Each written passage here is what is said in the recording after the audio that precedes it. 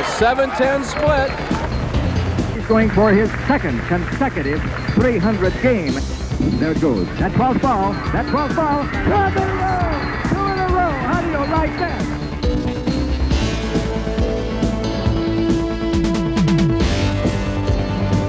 Pete McCordick, bowling immortality within his grasp. One more strike. All right, there it is.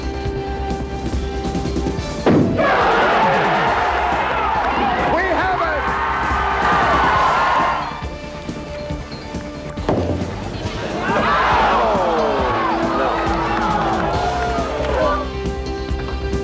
One to go for 100,000 smackers.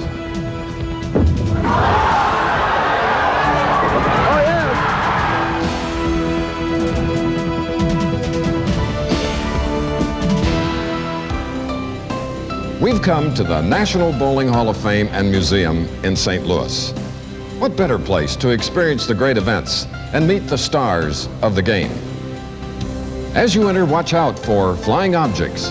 Massive 10 pins float above the visitors, providing an exciting introduction to this action museum. Hello, I'm Chris Schenkel. This is the place where men and women of bowling's elite are still bowling strikes, still striving for perfection.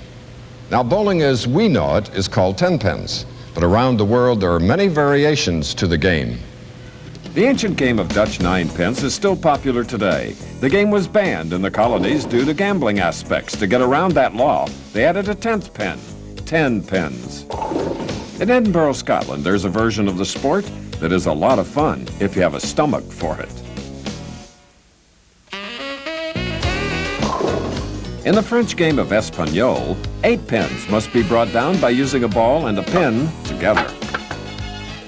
Duck pins, a game popular on the East Coast, has a 5-inch ball and 10 lively 9-inch pins.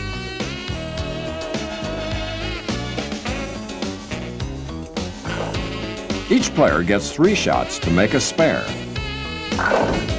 In New England, there's a game played nowhere else, candle pins. A unique feature is that the knockdown pins stay on the deck, so a bowler has to throw through the trash on his spare shots, making every shot different. High scores are rare. Of all the variations of the game, 10 pins, as we know, is by far the most popular. We all enjoy the game in plush modern recreation centers with the ultimate state-of-the-art conveniences. But the bowling alleys of yesterday were a far cry from today's. In the little towns of the 19th century, the bowling alley might be located just down the road from the livery stable and the sheriff's office. It was an unregulated sport, with the weight and size of balls and pins varying from city to city, until 1895, when the American Bowling Congress was formed to standardize the rules. Sanctioned leagues were formed, many in centers with as few as 4 lanes. With me now, my television colleague, Hall of Famer Nelson Burton. Bo, what were the conditions of the lanes in that era? Chris, in the 1930s and the 1940s, bowling was much different than we have it today. There was no air conditioning. There were pin boys instead of automatic pin setters. There was a towel that was used by everyone. There were no hand dryers. Chalk was used by everyone to dry their hands. And of course, the infamous spittoon was always around. Now, the lanes were coated with a surface coating called shellac. Shellac was very soft, pliable coating, and it grooved or tracked towards the pocket area. So a player to be successful had to play in that groove to hit the pocket and score well. Hence, not many left-handers had success in the 1930s and 40s. The bowling ball was a hard rubber ball, and most of them were 2-finger grips for accuracy. And finally, the bowling pins. Hard rock maple pins, all wood with flat bottoms, were very difficult to knock down, and the players often called these logs. And one of the stars of that era was Joe Falcaro. Joe was national match game champion from 1929 to 1933. He also averaged 196 in 26 years of ABC tournament play. In 1942, the Bowling Writers Association of America initiated an award proclaiming the Bowler of the Year. The first recipient was Johnny Crimmins. He won the inaugural All-Star Tournament in 1941, a grueling tournament to determine the national champion.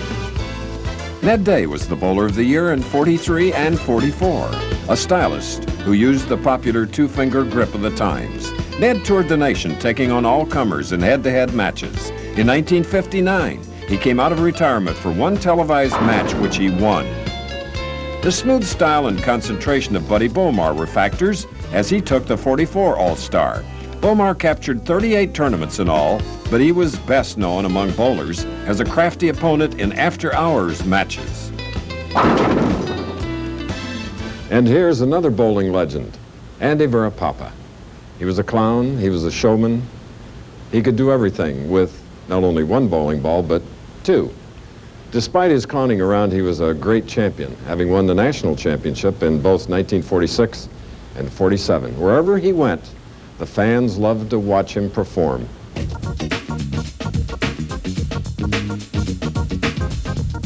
Andy, the 1948 Bowler of the Year, loved crowds. Here is the Varapapa formula for making the dreaded 4-6-7-10 split. Of course, it helps to be ambidextrous. Andy wanted the ABC to make this shot legal. Andy called this his drop kick shot because sometimes it dropped into the gutter. Watch the ball roll from the right-hand corner to the left. If you ever get the 4, 7, 8, 9, 10, here's how to make it. This is Andy's carom shot.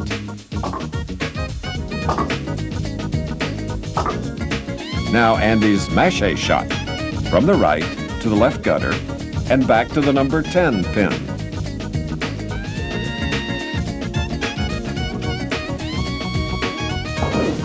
Here's Andy's bank shot. This Andy called the Sunday driver. One ball rolls down the lane at a leisurely pace. Then there's a guy in a hurry to get to the ball game. They both reach their destination. Bowling was Andy's life. I liked bowling, and I started the ball, and I became so enthused on bowling that when I was a butcher boy, when I was at 13 or 14 years old, I used to pick up a piece of ice on the sidewalk and develop rhythm, because I'm intrigued with rhythm in bowling. Nelson Burton Sr., father of my TV partner Bo, was one of the most feared match game opponents of the 1930s and 40s, when competition was on a personal man-to-man basis. Nellie, a fighter, would take on a match at any time of day or night. Well, Ned Day was one of my foremost opponents, but also he was a good friend of mine, and we bowled some doubles matches.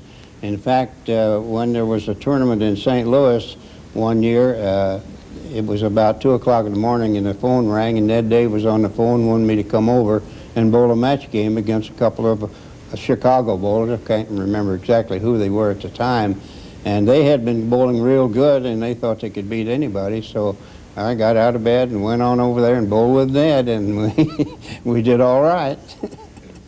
In the 1950s, the sport of bowling was undergoing a major change. Refrigeration or air conditioning was now in bowling centers. Lacquer was now the standard on the lanes. And oils or conditioners were manufactured to match that lacquer to give you a very bowlable surface. The hard rubber ball was still in, but the 3-finger grip was now standard. And many of the top stars used a full fingertip grip all the way around the ball to get more power. Now the stroker was in, or the finesse player, and nobody epitomizes the finesse player more than Tom Hennessy. Tom's perfect delivery paid off. He won the ABC Masters tourney in 1958 and paired with Don Carter to take the national doubles title twice.